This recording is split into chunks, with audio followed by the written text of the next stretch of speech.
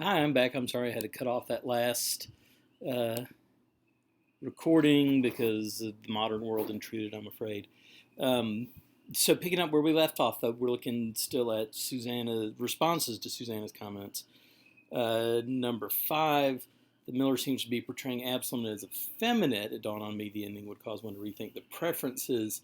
Yeah, I mean, if you wanted to really kind of deep dive into this thing, there's definitely a Freudian um, a Freudian thing going on with the poker uh, and the act at the end. There was a legend at the time that Edward II, who is not terribly far away from this, I think, was assassinated by being penetrated from the rear by a red hot poker, and we don't think that's true now, but I think that's the story that Chaucer would know and people like that. Um, so there's definitely, if you want to, if you want to read into it, you can. I'm not entirely sure what I think about that, but it doesn't seem impossible to me that might be something going on for sure. And Susanna says, "Oh my," which is what I was thinking, but I didn't say it quite like that. Um, but yeah, was he able to successfully offend every member of the pilgrimage? He's sure trying, just like you say. That would be his ultimate goal, would be to offend everybody in there. Okay, Sarah's Miller's Tale response. Um, Again, the body was it necessary to tell us exactly where Nicholas grabbed Allison? Um, no, but it's necessary to the Miller, right? Because that's going to be what he remembers, and so that's what he's gonna tell. Yeah. So you sounds like you've already had your preconception of the pious Middle Ages exploded, um, and yeah, and then you feel like you kind of went the other way. Yeah, I think they're probably no more and no less uh, gross and pious and wonderful and terrible than we are. They just did it in slightly different ways. um, Absalom and the Squire are both in their sowing wild oats phase, and I think that's true. I think, and the way their clothing and their hair and stuff is definitely what a ladies' man might try to sport. um, Allison, does Allison not interested in Absalom's candy and flowers? Um, and you say she has no choice to think about anything else because she's unsatisfied. And again, the gist of these fabliaux is almost always that the senex amans, the old man who's married to the young bride, is implied to be sexually unable to fulfill her. And so she and and not Absalom, but and the Miller are after the same thing, which is sort of a friends with benefits kind of situation. Whereas Absalom, even though he's definitely sexually interested, is approaching it more from a courting point of view. Um, Perhaps she is moved by Nicholas because he's there and because he was so direct. Um, and then you bring up a darker thing. Wonder if there was an element of fear. And we haven't talked about that much. When we get to the wife of Bath's tale, sexual violence definitely takes a part of violence in general, but also sexual violence takes a part in it. And is there some kind of implicit threat? Certainly, there are critics and people who would read this in such a way where they would feel like Allison probably had little choice because at first she says no, and then he kind of lays it on her, and she says yes. I don't think the Miller is going to think that there's a consent issue, just because he probably doesn't believe that consent issues exist. And I don't know what I think about Chaucer. She's pretty enthusiastic once the plan gets underway. I'll say that for her.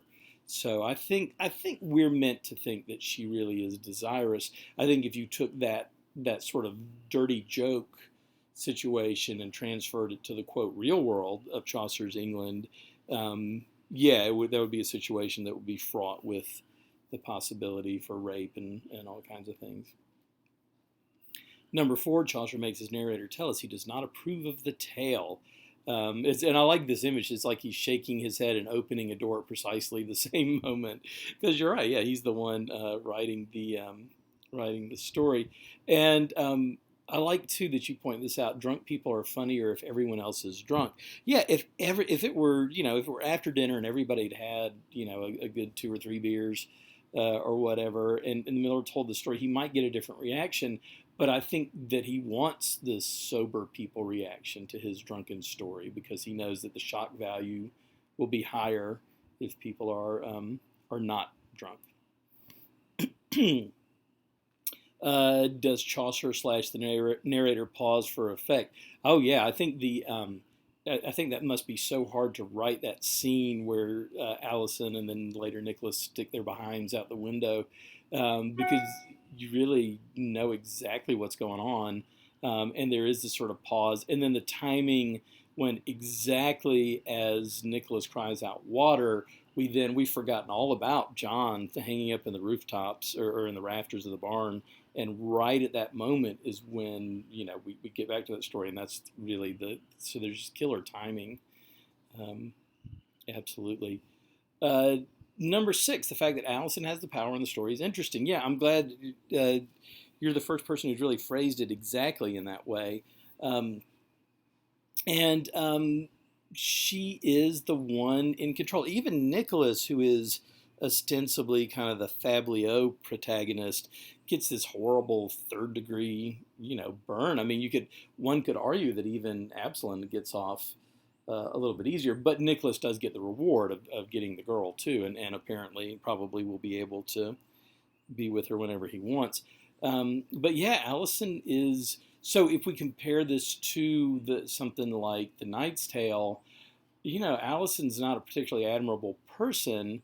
On the other hand, she does, sort of wield what power she does have, which is her sexual attraction for people, and takes control of her own needs, sort of. I mean, she waits for Nicholas to kind of make the first move, but then she sees an opportunity. So, um, yeah, I mean, I don't know. Would you rather be Allison or would you rather be Emilia?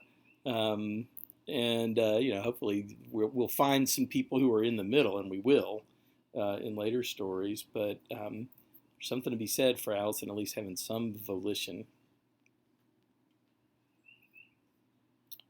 Um, Callie's responses here. You make great points. Yes, you do. In theory, I think we would chastise someone who sleeps with. Yeah, no, the Miller's not going to chastise him. The Miller is all for it. I mean, in the Miller's eyes, this is exactly what the old man deserved for marrying a young woman. That's his fault for being foolish enough to do that. Number 3, yes, interesting you bring up. Yeah, it really is. I hadn't thought of it that way, but that's certainly worth thinking about. Number 6, female independence, good. Yes, and you point out those translations, which I do think are pretty good translations, even though they're just these sort of little online things. So I'm glad you passed that back along. Yes, the Miller is not proclaiming morality. And remember, he's not trying to even posit realistic characters. He's like, here's a funny joke. He's not sort of, let's take a deep psychological look at these 4 people or whatever. Susanna agrees that you have good points, especially on your number 3.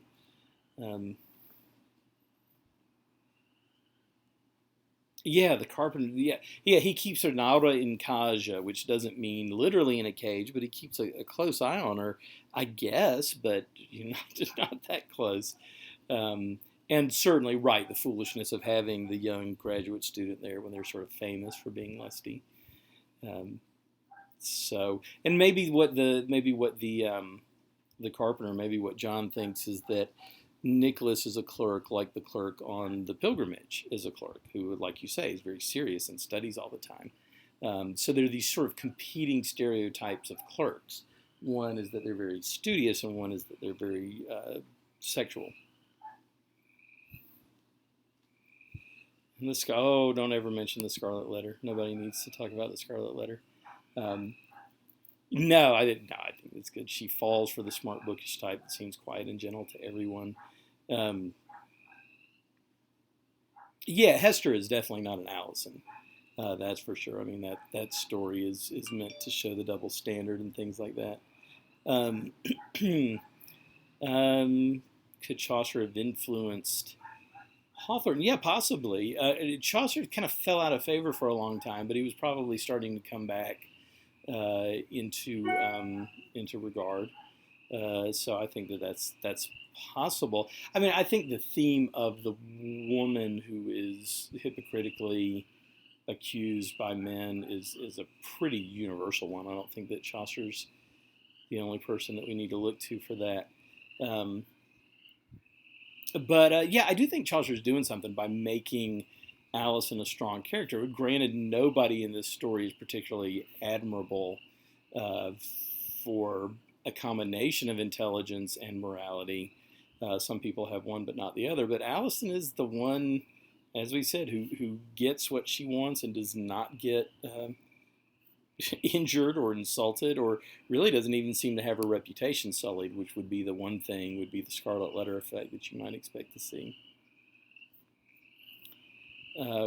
Callie's response here as we move through.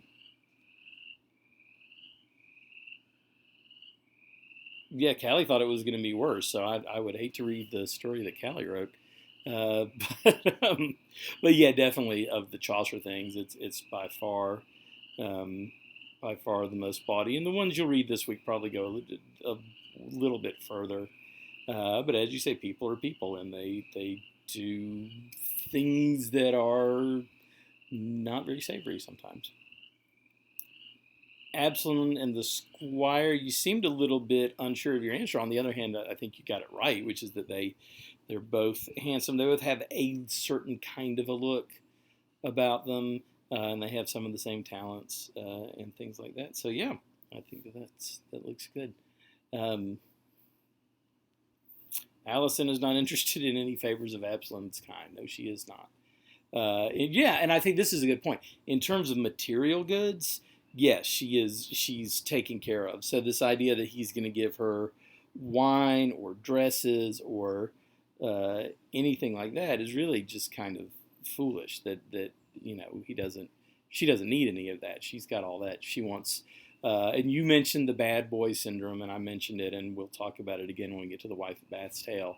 Um, but the fact that he's badly behaved, I think, is part of his attraction. She likes this sneaking around business. I think they take great relish in the sneaking around part. I mean, they wait, days and maybe weeks to get together, and they do this sort of very elaborate scheme. I think that they're enjoying all of it. I don't think it's just about the sex. I think it's about the forbidden fruit, the arranging to do something wrong. She's not leaving the husband yet, and I don't think that that's really an option for her anyway. You think Chaucer thought it was funny? Yeah, I do too. He bothered to write it. And I like your comment here. I think Chaucer probably thinks he shouldn't think it's funny, sort of the way we probably think we shouldn't think it's funny. Um, but nevertheless, we do. We do think it's funny. Just as when we see, somebody slip on a banana peel in a movie and fall down, we think it's funny. It's not a real.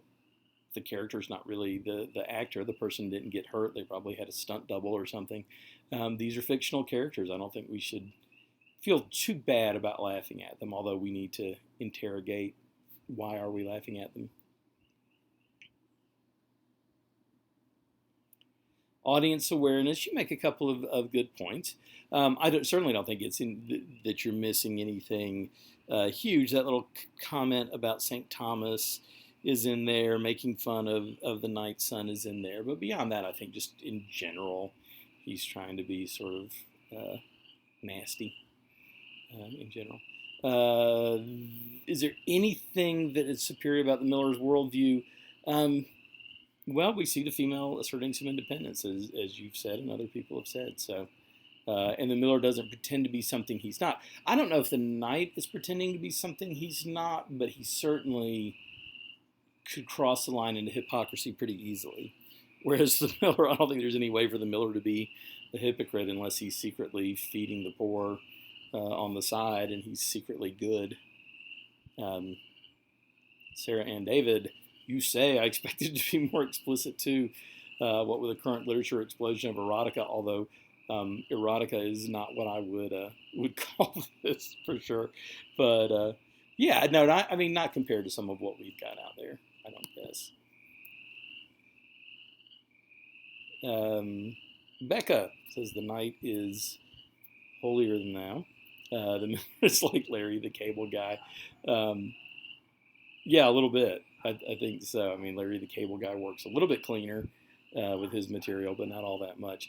And you know that guy's not actually a Southerner. That whole thing is made up. He's from Michigan or something.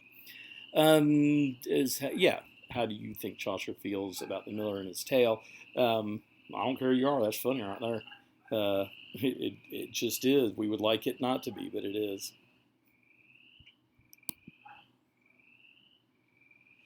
Are there any laws? I think that Susanna's comment. Are there any laws about mocking? Um, no, I think I mean, if you were mocking a real person and making accusations, that would be one thing. And if you were committing blasphemy, that would definitely be something that would get you in trouble.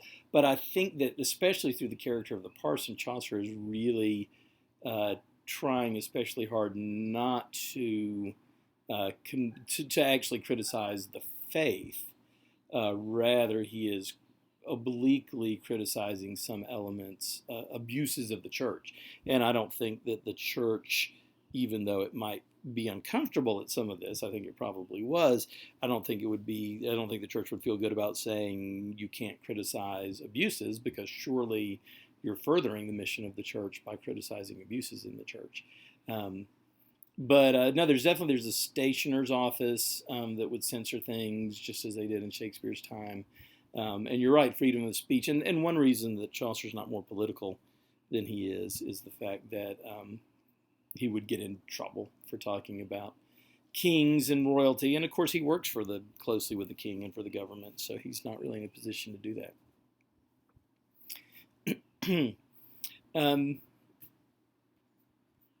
Question now, I forgot what question number 2 is. I have to go back. Oh, Absalom and the squire. Yeah, he is working at the church, and we don't know if he's a priest in training or if he's just a secular. I've always read him as a secular employee of the church who was not necessarily in training to take orders, holy orders, but I suppose he might be. Although I'm surprised he's not. I don't know. He doesn't seem to be a lower level church official, but he might be. I thought of him more as sort of a church secretary type person. But definitely, just even being associated with the church, even if you are the secretary of the church, there's probably you're looked down upon a little bit more if you do something wrong. Yeah, the squire maybe is expected to be a little bit more with the ladies.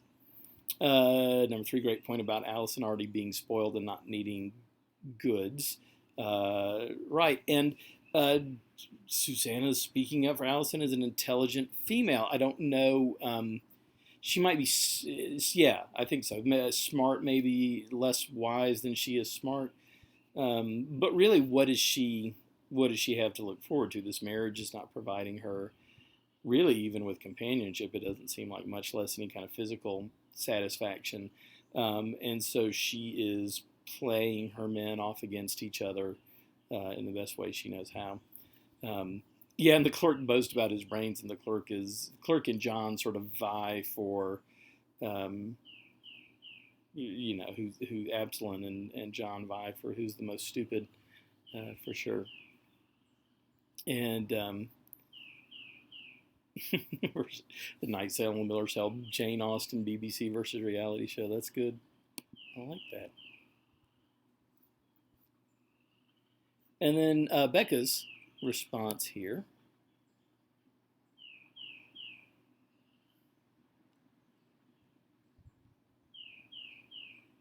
Yes, Absalom's confusion. Allison having a beard after their kiss in the night. That might be the most graphic part of it, which actually, as Fablio go, is not too bad, because there are lots of Fablio where that would just be sort of the beginning of the detail.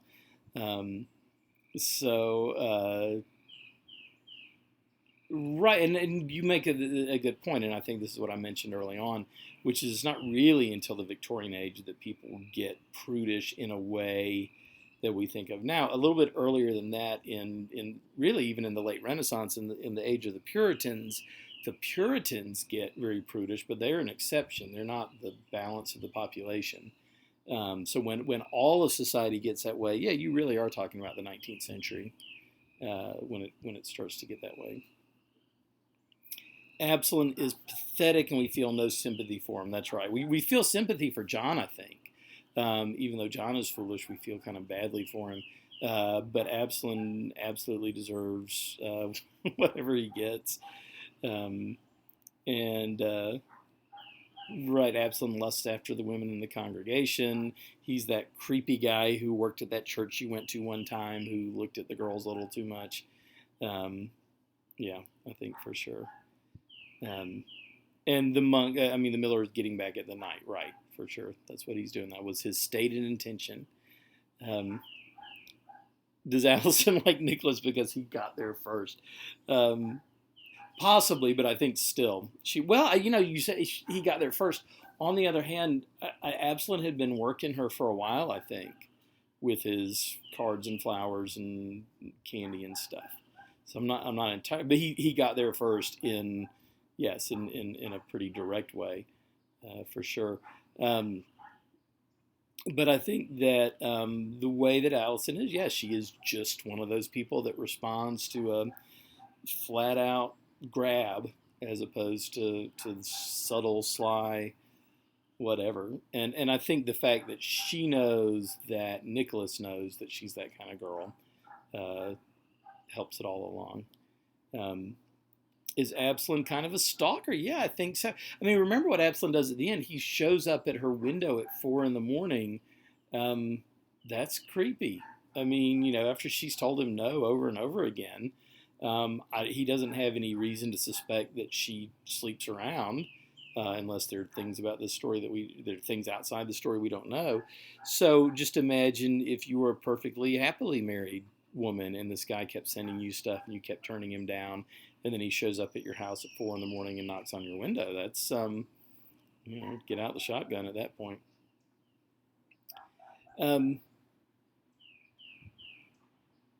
You say that some of the humor, the physical humor, is detached and kind of clinical, and maybe so. I mean, we get a lot of detail. We know that Nicholas stuck his hind out all the way to the hip bone, to the haunch bone, it says.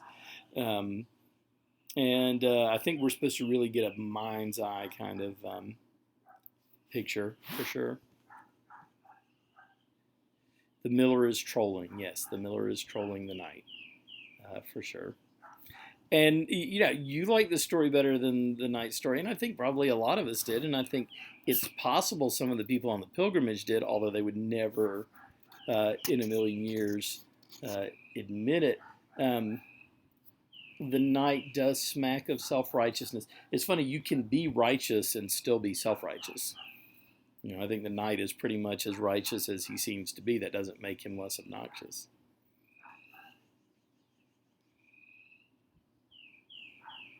Callie enjoyed it more than The Knight's Tale.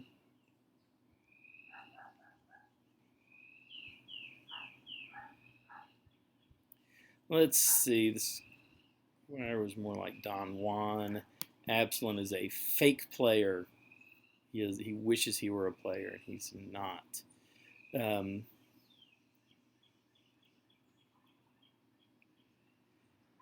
Yeah, Chaucer's trying to strike a balance. I think what you'll see in the Reeves' Tale and the little fragment we have of the Cook's Tale is that the humor declines and the nastiness factor goes up.